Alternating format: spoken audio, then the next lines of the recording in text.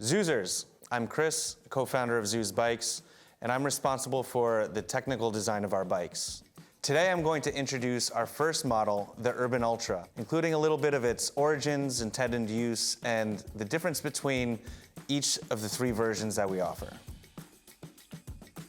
The first bikes that we built and designed were in my garage in 2017 in Chicago, purely out of a need to move around downtown Chicago as efficiently as possible. As a motorcyclist living in a not-so-motorcycle-friendly city, I wanted that fix, that riding adrenaline on a daily basis, and I just wasn't really getting it. Anyway, I kind of merged the two concepts together and ended up with a lightweight, powerful electric bike that totally changed my perspective of the city. All of a sudden, the lack of topography on a motorcycle became an abundance of surfaces and alleyways and different routes to thread my way through the city. And we ended up with a product that really focused on one feature, the ride. We knew that it had to have a big, powerful motor, a big battery, a strong frame that would last forever, sticky tires, big brakes, and a compact but comfortable riding position. I mentioned the motorcycle roots before, and some of that's still in here. I'm talking about the throttle.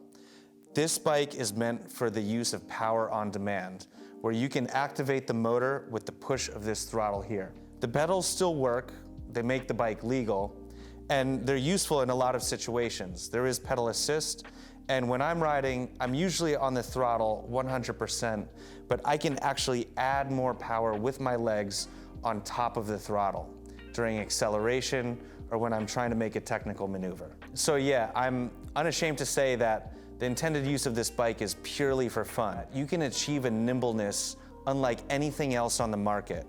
Some people say that's cheating, and I kind of like that.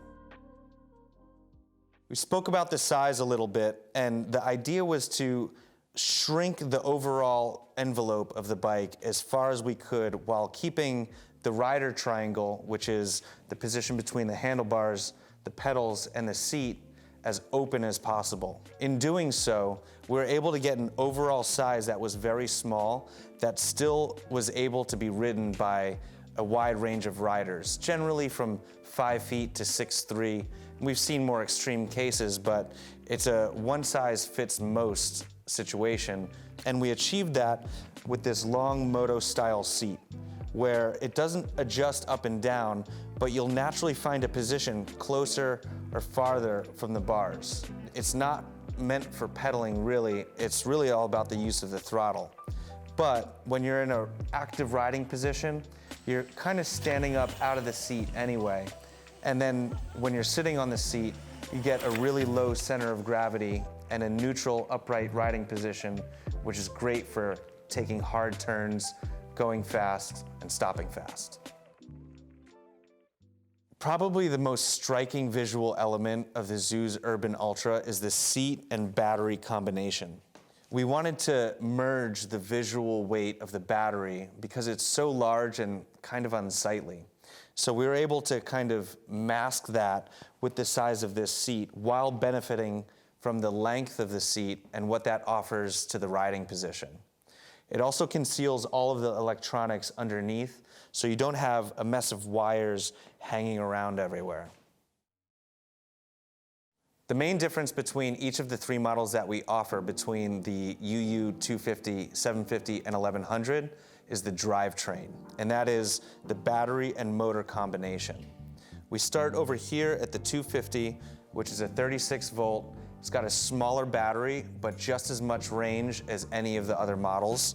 It's also got a smaller motor, and the main benefit is its lightness. At 44 pounds, it's one of the lightest, strongest e-bikes on the market.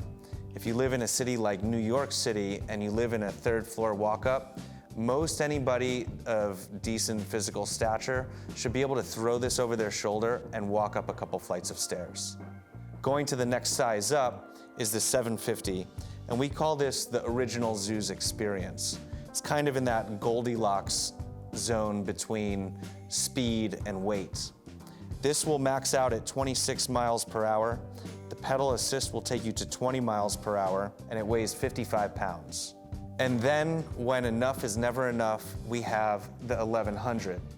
The 1100 has an even bigger motor and even bigger battery. It puts out a peak of 1600 watts.